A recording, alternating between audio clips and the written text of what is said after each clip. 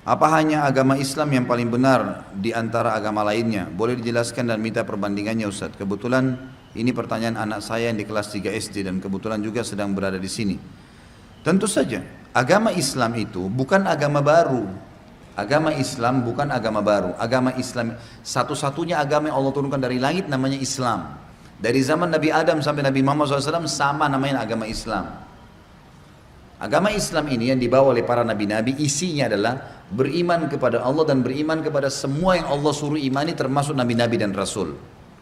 Waktu di zaman Nabi Musa alaihissalam, semua pengikut Nabi Musa dari Bani Israel yang beriman pada Allah, beriman pada Nabi Musa, beriman pada semua nabi sebelum Musa dan informasi yang nabi yang akan datang setelah Musa, Isa dan Nabi Muhammad SAW dikatakan dia Muslim pada saat itu. Setelah datang Nabi Isa alaihissalam di lokasi dakwah yang sama, dan ini pernah saya jelaskan di Minhajul Muslim pada saat kita bahas masalah iman kepada Rasul-Rasul. Waktu Nabi Isa alaihissalam datang, maka semua dari Bani Israel wajib beriman pada Isa. Kalau mereka tidak mau, seperti kasus orang Yahudi. Orang Yahudi ini divonis oleh orang Nasrani kafir. Kenapa? Karena mereka mengaku beriman sama Allah tapi masih menolak Rasul yang datang setelah Musa. Sementara nggak bisa, harus beriman kepada semuanya, tidak terkecuali. Cuma memang dengan datangnya Nabi Isa, kita imani pada saat itu orang itu mengimani Nabi Isa alaihissalam, mengimani Nabi Musa, tapi Nabi Musa tidak lagi dipakai syariatnya. Karena Taurat sudah dihapus oleh Injil. Semua pengikut Nabi Isa pada saat itu yang beriman pada Allah, beriman pada semua nabi-nabi yang disampaikan oleh Nabi Isa, dan sebelumnya, dan juga datang setelahnya Nabi Muhammad SAW dijelaskan dalam surah Shad, ya, dalam surah Safat kalau tidak salah ya, yang menjelaskan Nabi Isa mengatakan, A'udzubillahi minasyaitonirrajim wa idz qala Isa ibn Maryam ya bani Israil inni rasulullahi ilaikum musaddiqan lima baina yadayya minat taurati wa mubasysyiran bi rasulin ya'ti min ba'di ismuhu Ahmad al-ayat.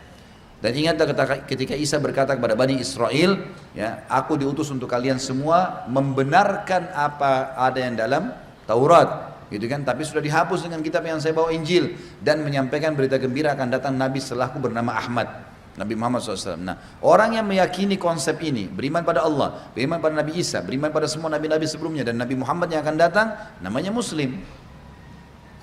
Umat Islam sekarang yang datang, kenapa gelar Islam hanya diberikan kepada kita?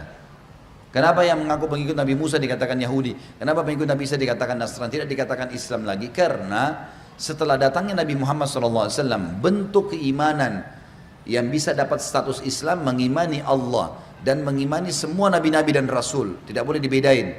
Termasuk Nabi Muhammad SAW dikatakan Muslim. Itulah gelar Islam kita dapatkan, dan Islamnya tidak ada bedanya antara orang bule, orang Afrika, orang Arab, orang Melayu, selama dia iman kepada Allah, iman kepada semua nabi-nabi dan rasul. Kalau ada di antara kita yang mengatakan Isa bukan nabi, kafir. Musa bukan nabi, kafir. Kita harus yakini mereka sebagai nabi. Kita harus yakin pernah turun kitab namanya Taurat dan Injil. Tapi hukum-hukum tidak lagi diterapkan, karena sudah ada Rasul yang datang terakhir. Ini sebabnya kenapa kita diberikan predikat Muslim, dan mereka sudah tidak lagi karena ada nabi yang ditolak oleh mereka.